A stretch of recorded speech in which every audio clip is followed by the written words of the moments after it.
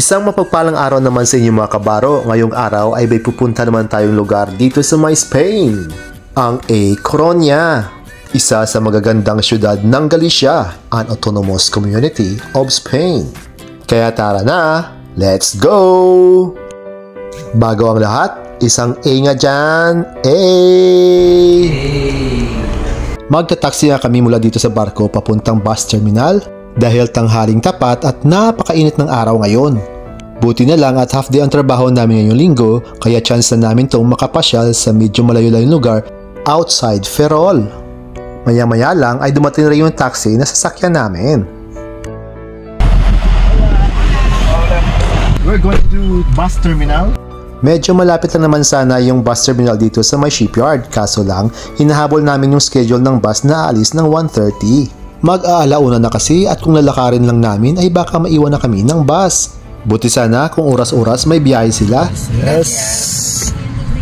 La Coruña start 1:11, 1, 2, 3 in o'clock. 10. But today is Sunday party day.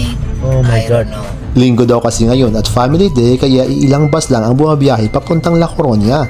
Di katulad pag weekdays na oras-oras ay mayroong bus na bumabiyahe. At eto nga at nakarating na tayo ng bus terminal dito sa Ferrol. Pasok na tayo sa loob. Let's go! Tignan natin kung anong bus na biyahe. Kasi linggo, hindi daw parehas yung biyahe pag weekdays. Oras-oras may biyahe dito. So, dito tayo pupunta guys. At dito sa monitor, makikita nyo rin yung mga schedule ng bus na bumabiyahe papunta sa iba't ibang lugar dito sa Spain. Mula dito sa taas ay bababa tayo ng basement dahil doon tayo mag-aabang ng bus na ating sasakyan. Pagbabangan namin ay meron ng mga ilang bus na nandito. Pero yung bus na sasakyan namin papuntang La Coruña ay wala pa. Kaya naupo muna kami kasama na ibang pasahero na mga naghihintay din. At habang wala pa ang bus na sasakyan namin, ipapakita ko muna sa inyo kung gaano kalaki ang kanilang bus terminal dito. Para naman magkaroon kayo ng ideya sakaling mapunta kayo dito sa Ferrol. At eto nga pala, dumating na yung bus na sasakyan namin. Galing nga pala ito ng La Coruña. Eto na nga rin ang sasakyan namin, kaya pagbaba ng lahat ng pasahero ay pumila na kami para sumakay dito. Dito na nga rin kami bili ng ticket dahil sarado kanina ang bilihan ng ticket sa taas. Bali, €4.65 lang naman ang pamasahe papuntang La Coruña. Pagkatapos ng namin bumili ng ticket ay naghanap na kami ng maupuan. Naghiwalayan kami ng upuan ng kasama ko para parehas kami nakaupo sa tabi ng bintana. Para na rin makapag-sightseeing tayo mamaya ng mabuti sa mga lugar na madadaanan natin. Dahil aabutin tayo ng mga 45 minutes bago tayo makarating ng La Coruña. Kaya tara na! Let's go! Halong emotion nga ang nararamdaman ko ngayon sa lakad namin ito. Masaya at excited ako dahil ibang lugar na naman ang aking mapupuntahan at ibang tanawin naman ang aking makikita. Kabado ako dahil sa baka mamaya ay maligaw kami sa mga lugar na pupuntahan namin. Kasalukuyan kami ngayong dumadaan sa tunnel sa ilalim ng bundok. Medyo mahababa nga rin ang tunnel na ito. Kung i-estimatein mo ay baka nasa 200 meters ang layo nito bago ka makalabas dito. Binilang ko nga, mga 3 tunnel ang nadaanan namin bago makarating ng La Coruña. Dito pa nga lang ay busog na ang iyong mga mata sa mga gandang tanawin na iyong makikita. Maliban na lang sa kasama kong ito na kanina patulog na tulog at walang pakialam sa paligid. Ay, sayang at hindi nakikita itong magagandang tanawin na nadadaanan namin. Bagong lugar, bagong experience at bagong memories na naman ang mabubuo ngayon sa araw na ito. Kaya tayo na at tuklasin ang magagandang tanawin dito sa La Coruña. And speaking of La Coruña, andito na tayo sa kanilang bus station.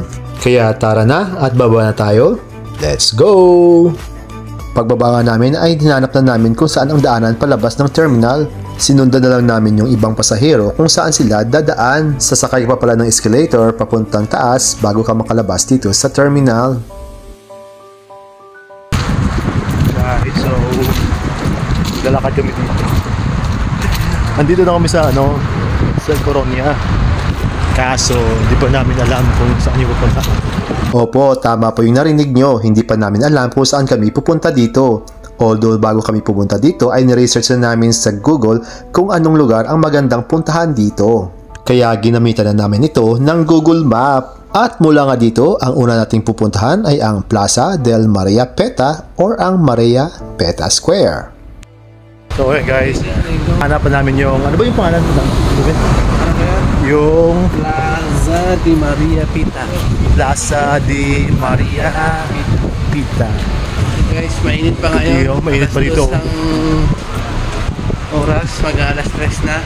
Alam nyo guys, isa sa mga nagustuhan ko dito sa Spain, kahit na tanghaling tapat ka dito gumala or mamasyal, hindi ka talaga mapapagod or mapapawisan. Dahil sa napakaganda ng klima, kahit na summertime na dito, kahit na mainit ang sikat ng araw, ay napakalamig pa rin ng simoy ng hangin. Oh guys, sana kaya umabot kaming dalawa dito. Oh. Maniwala ka kay Uncle Google. Ang mahirap dito mamaya pag hindi na namin alam yung daan pabalik sa sakayan ng bus ba. Mabuti na lang at magaling sa Google Map itong kasama ko. Baka pag ako lang mag-isa ay naligaw-ligaw na ako dito. Mula nga dito ay makikita natin itong cruise ship kaya malapit na tayo sa pupuntahan natin. Maliban sa magandang klima, isa pa sa nagustuhan ko dito sa Spain ay yung kanilang mga nagagandahang buildings. Pagdating naman sa transportasyon ay napakaganda ng kanilang pampasahirong bus. Maliban kasi sa mga bago ito ay hindi pa siksikan ang mga pasahero sa loob ng bus. At ang pinakagusto ko sa lahat dito ay yung napakalinis at napakaganda nilang kapaligiran.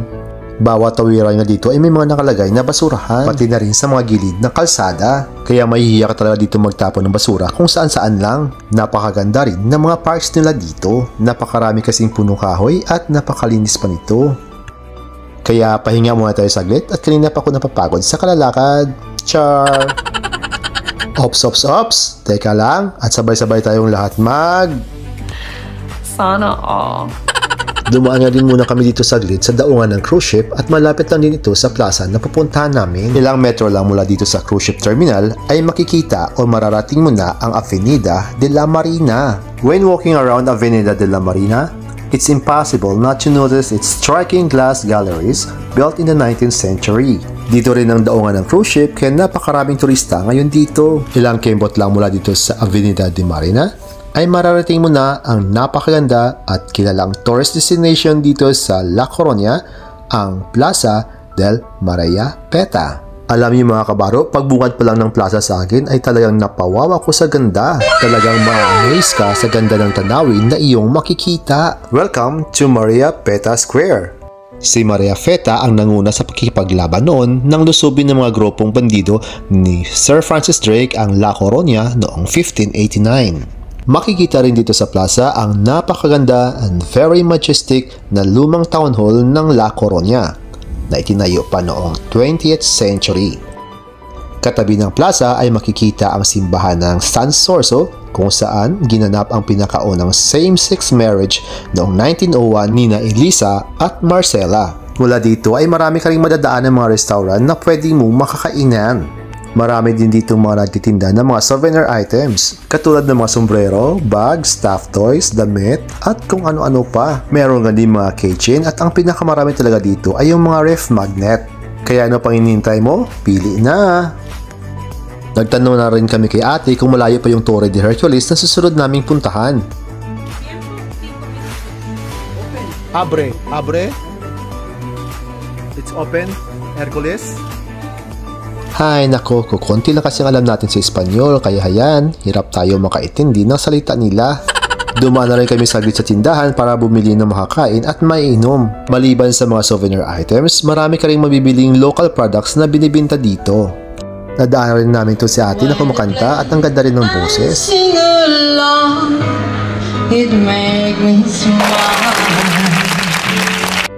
Papunta nga kami ngayon sa susunod na tourist destination.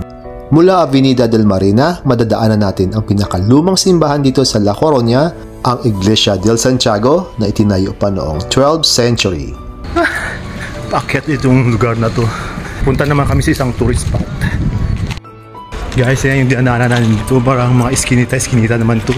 Ito naman ang Church of Santo Domingo na itinayo pa noong 13th century. Napakarami talaga mga lumang simbahan dito at magkakalapit lang silang lahat. Ang ganda nga din ng punong ito na nadaanan namin. Hindi ko nga alam kung anong pangalan rambutan. Nito. Yan, rambutan. Grabe, ang layo na nilakad namin. May bus din pala na bumabiyahe papunta dito. Sana sumakay na lang kami kanina. Di bali, malapit na rin kami. Konting tiis na lang. Grabe guys, ang layo na nilakad namin. last nakarating na kami. So ganitong itsura dito guys. Torre de Hercules. Bago tayo pupunta sa Torre de Hercules ay daanan muna natin itong Campo de Rata. Dito sa Campo de Rata ay may makikita tayong dalawang tourist attractions. Una dito ay yung Menhires for La Paz or your Menhires for Peace na itinayo noong 2003. Each of the menhirs has a small hole in the middle, creating a window to the sea. Alongside this, there's another monument created by Isaac Diaz Pardo, resembling prehistoric megaliths. It's a homage to all the people who suffered during Franco's repression era. Ayan, binasa ko na sa English, kahirap kasi mag-translate sa Tagalog. Ngayon ay pupunta na naman tayo sa pinakahuli nating destinasyon, ang Torre de Hercules. Mula dito ay maglalakad naman tayo ng ilang minuto para marating ang torre. Kita nyo naman kung gaano pa kalayo ang lalakarin natin. Masakit na nga ang pako sa kalalakad kanina pa, pero go lang. Bihira lang kasi ang mga pagkakataong ito na makarating tayo dito sa mga ganitong lugar. Kaya samantalahin na natin ang pagkakataong ito. Siguro kung hindi ako naging seaman ay hindi ko mararating ang lugar na ito. Ito nga pala ang Torre de Hercules na tinaguri ang World's Oldest Working Lighthouse na itinayo pa ng mga Romans noong 1st or 2nd century. Isa rin itong UNESCO World Heritage Site. Meron din itong 200 steps paakyat sa taas ng torre. At makikita mo ang buong city ng La Coruña. Napaka-relaxing din dito dahil napapaligiran ito ng karagatan. Kaya worth it talaga ang pagpunta dito. So ayan guys, pababa at pauwi na kami. Isang magandang karanasan naman ang nabuo natin ngayon. Sana nag-enjoy naman kayo sa panonood sa video kong ito. At sana balang araw ay mas maganda pang mga lugar ang mararating nyo kisa sa akin. Maraming salamat sa panonood. Hanggang sa susunod nating paglalakbay. Adios!